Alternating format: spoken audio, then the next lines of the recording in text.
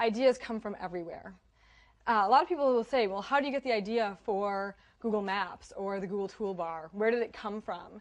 And the answer is, in an environment like Google, ever since the company was small, even till now when it's really large, we expect everyone to have ideas.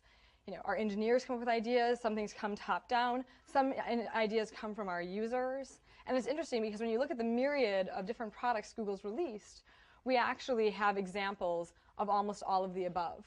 Google Maps, the idea for that actually came from an acquisition. We found these 4 engineers in Australia who were just amazingly good at building mapping interfaces, and combined them with a bunch of JavaScript experts at Google and said, okay, let's take their ideas around how you navigate maps, place them on the web using JavaScript, and ultimately build this really great application. So, ideas really do come from all kinds of different inspirations. There's other things that we do that are very strategic and top-down. When we looked at, say, something like Google Desktop, we thought, for a lot of strategic reasons, we need to have a deeper, more meaningful relationship with our users. What functionality could we provide them that they'll want to have on their computer and that will allow them to access Google really easily all the time? So sometimes it comes from an overall strategy or a strategic concern. Sometimes it comes from an acquisition that we're doing. And sometimes it just comes from someone wanting to solve a problem that they feel we could solve better. Google News is a great example of that.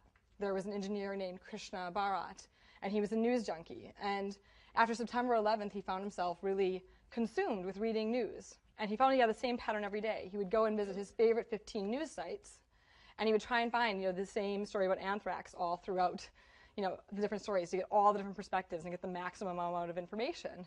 And after he did this for about a month, he thought, well, this is kind of silly because he's like, I work at a search engine, and I actually could probably crawl all this data. And I could also, he's actually an expert in artificial intelligence, and he thought, I could cluster things. So he built this little script that crawled his favorite 15 news sites, gathered up all the news, and then clustered it. So it would actually group the stories he wanted to read together. And he built this little tool for himself to read news more efficiently, used it for a while, thought it was pretty useful, mailed it out to the company and said, hey, I use this to read my news. Maybe some of you would find it useful. And a bunch of us saw that and said, this isn't just an internal tool to help Krishna read news better.